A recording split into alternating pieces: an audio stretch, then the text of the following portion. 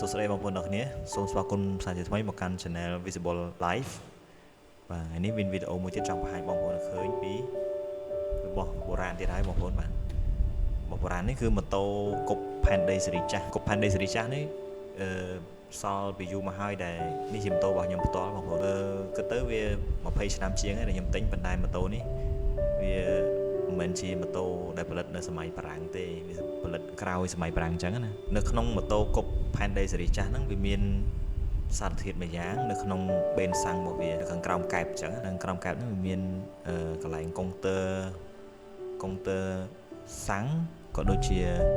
នៅខាងក្នុងវាមានប៉ោលសាំងមួយបាទមានប៉ោលសាំងអញ្ចឹងខ្ញុំបានដោះប៉ោលសាំងនឹងចេញមកនេះប៉ោលសាំងនេះយើងឃើញទេណាប៉ោលសាំងវាមានអាដុំប្រហមទូចនេះដែលតនិចអានេះគឺតនិចរបស់កុងទ័របងប្អូនតនិចរបស់កុងទ័របាទតនិចរបស់កុងទ័រដែលខ្ញុំដោះមកបំបែកមកណាហើយមិនមែនខ្ញុំដោះឲ្យខូចទេដោយសារម៉ូតូហ្នឹងវាខូចស្រាប់អញ្ចឹងខ្ញុំមានគេប្រាប់ថាឲ្យដោះសាកមើលទៅបើសិនជាមានក៏ល្អដែរអញ្ចឹងខ្ញុំក៏ដោះសាកមើលបាទដោះសាកមើលហើយក៏ខ្ញុំក៏ប្រឌិតមើលមែនតើម៉ូតូខ្ញុំវាអត់មានទេអត់មានបារ៉ាតក្រហមនៅខាងក្នុងកុងទ័រហ្នឹងទេ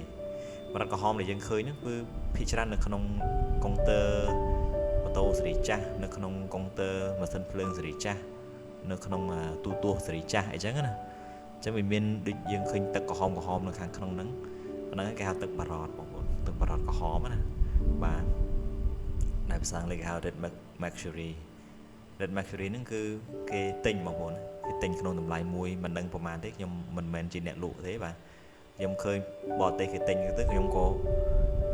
លើកជាវីដេអូឲ្យបងប្អូនឃើញអញ្ចឹងណាហើយមិនសិនជាមានបងប្អូនណាដឹងពីព័ត៌មានថ្មីពីបរិបទក្រហមសូមជួយ comment ផងបាទហើយនេះកន្លែងនេះខ្ញុំនិយាយនេះគឺកន្លែងនេះបាទកន្លែងនេះខ្ញុំដោះចេញពីកុងទ័រហ្នឹងបាទកុងទ័រហ្នឹងឯងដែលខ្ញុំដោះចេញរបស់ក្រហមមិញណាបាទអញ្ចឹងខ្ញុំមិនលើកទឹកចិត្តឲ្យបងប្អូនទៅដោះដូចខ្ញុំទេគាត់ថាជាវីដេអូបង្ហាញលេងសប្បាយជាការកំសាន្តអញ្ចឹងទៅជាចំណេះដឹងថ្មីមួយដែលបងប្អូនអាចពិចារណាបានបើសិនជានៅប្រទេសគេនៅប្រទេសថៃនៅប្រទេសម៉ាឡេឥណ្ឌូនេស៊ីអីបាទគេទិញណា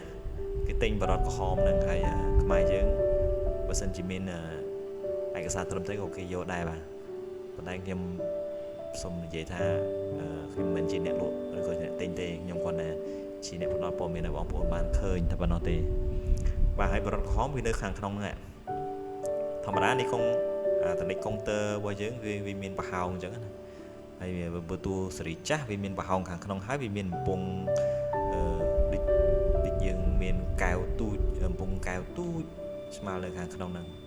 ដូចយើងឃើញដូចថ្នាំដបកែវណាបងប្អូនទូចនៅខាងក្នុងហ្នឹងអញ្ចឹងម៉ូតូនេះវាមិនមានទេបាទប៉ុន្តែបើសិនជាម៉ូតូសេរីចាស់ជាងហ្នឹងប្រហែលជាអាចមានអញ្ចឹងបងប្អូនអាចពិចារណាតាមចំណេះដឹងបងប្អូនរៀនទៅបាទខ្ញុំមិនមែនជាអ្នកទិញអ្នកលក់ទេអញ្ចឹងខ្ញុំចង់បង្ហាញបងប្អូនតែប៉ុណ្្នឹងបាទហើយខ្ញុំដោះម៉ូតូខ្ញុំខូចស្រាប់ហើយម៉ូតូហ្នឹងវាខូចកុងទ័រហើយខ្ញុំវាចាស់ដែរហើយអញ្ចឹងបើសិនជាបងប្អូនចង់សាកក៏សាកទៅហើយមានវីដេអូក្រោយៗទៀតដែលខ្ញុំមានគេដោះអញ្ចឹងដូចគ្នាខ្ញុំនឹងបង្ហាញបងប្អូនឲ្យឃើញសូមបងប្អូនជួយ Subscribe ម្នាក់មួយផងដើម្បីទទួលបានព័ត៌មានថ្មីទៀតទៅលើព័ត៌មានតកតងនឹងសម្រិតរបស់កម្រផ្សេងបងប្អូនបាទបងប្អូនអាចពិចារណាមើលតាមខ្លួនឯងទៅបើសិនជាម៉ូតូរបស់យើងសល់ពីសេរីបារាំងមកអញ្ចឹងណាសល់ពីឆ្នាំ1950 1960អញ្ចឹងបងប្អូនអាចពិចារណាបានសាកមើលខ្លួនឯងឥឡូវរបស់បុរាណអញ្ចឹងគេតាំងពីពណ៌បងប្អូនគេយកទៅដាក់លម្អនៅកន្លែងហាងតាំងពីពណ៌